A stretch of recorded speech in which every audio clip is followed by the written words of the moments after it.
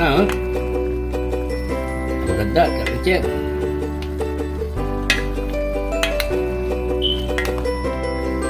Sarap na ito, Kaki-Chen.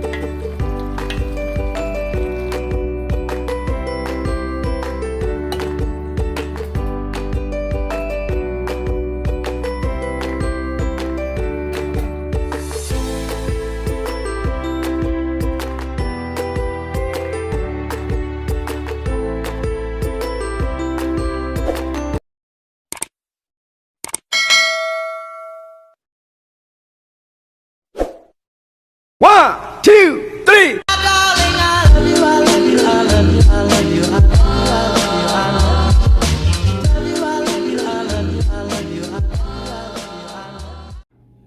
Kaki-Chen, meron tayong pork belly rito. Ngayong araw na ito, mag-aadobo naman tayo. Kakaibang adobo ang gagawin natin, Kaki-Chen. Hiwain muna natin to sa gitna. At pakukuluan natin to sa herbs. Hugasan muna natin to, Kaki-Chen. Yan. Bago natin i-adobo yung pork belly, ilalaga muna natin to, pakukuluan natin to sa mga herbs. Ito yung mga herbs natin, mga pampalasa. Ito, isa-isa natin, Kaki-Chen. Luya. Pampalasa to. Siyempre, meron tayong Knorr cubes. Wala akong pork kaya chicken ang gamit ko. May tanlad tayo, Kaki-Chen. Sibuyas. Meron din tayong bay leaves. Wala tayong ganong bay leaves. Ito lang ang bay leaves natin. Meron tayong peppercorn. Kamintang buo. Pagkukuluan natin yan. Yan, tutubigan natin yan.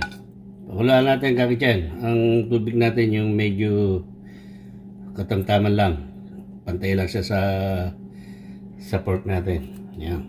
Kaya tayo ng toyo, Kaki-Chen. Mga 2 tablespoon lang.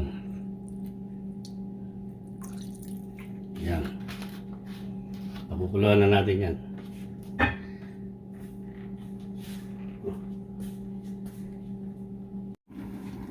Kaki-Chen, check na natin itong pork belly natin.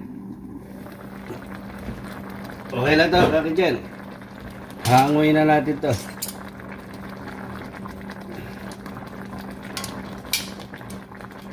Yan ha.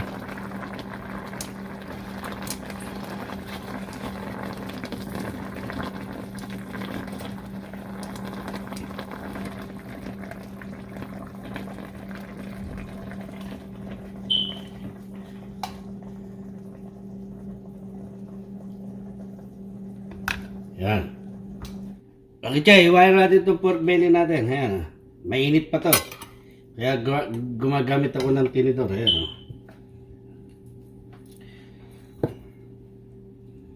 Adobong pork belly ang ano natin, recipe natin. Yan. Kaki-Chen, kaya natin pinakuluan to para magkalasa siya. Pinakuluan natin siya sa mga herbs. Yan, malasang malasa to, tsaka yung sauce niya, yun.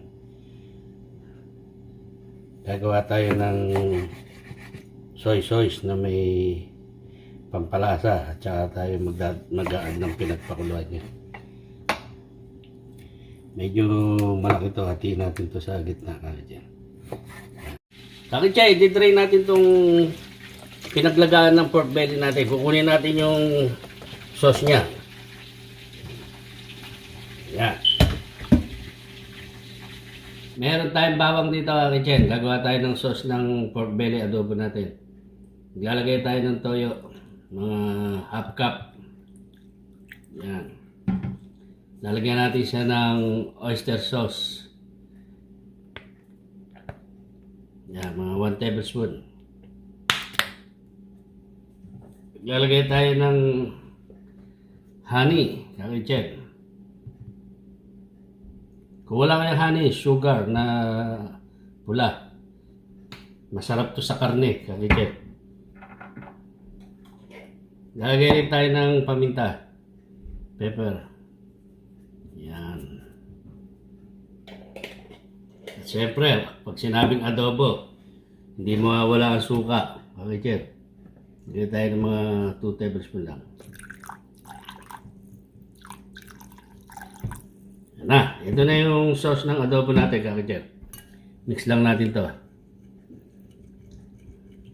At papupulayin natin yung karne natin bago natin siya ihalo itong sauce na ginawa natin. Kakitchen, nagpahinit na tayo ng mantika. Lalagay na natin itong pork belly natin. Papupulayin lang natin ito, kakitchen. At lalagay natin yung sauce na ginawa natin.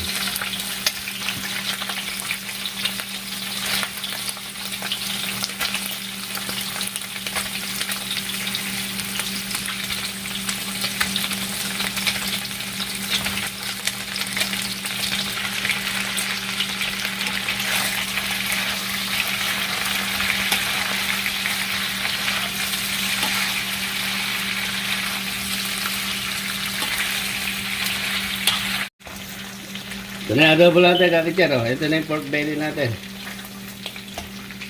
Kasali natin ito rito. Kakitchen, ito yung sauce na ginawa natin na pang adobo. Lalagay natin siya ngayon. Yan. At ilalagay na rin natin yung sitaw natin. Lalagay natin yung sitaw, kakitchen. Ayan.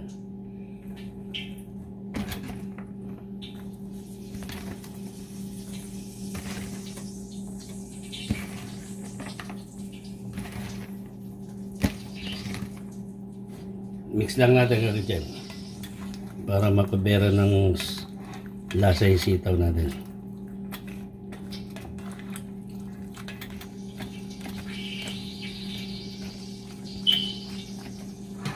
Tatakpan natin ito, kakitchen.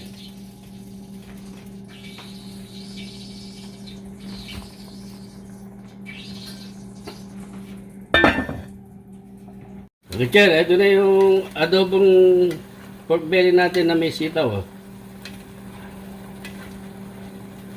Itingnan natin yung sauce niya, kakitchen. Masarap. Ihalo na natin ito, kakitchen. Itong pinagpakuluan natin sa pork belly. Yan.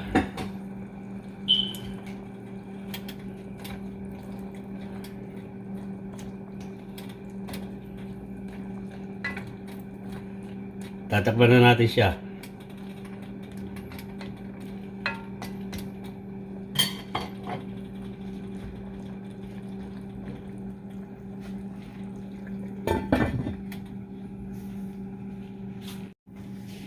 Kakitchen, ito na yung adobo natin, no?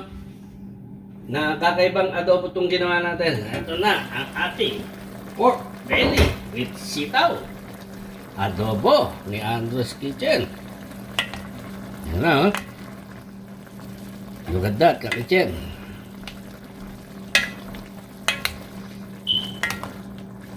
Ang sarap na ito, kakitchen. Marami na naman tayo makakain na ito.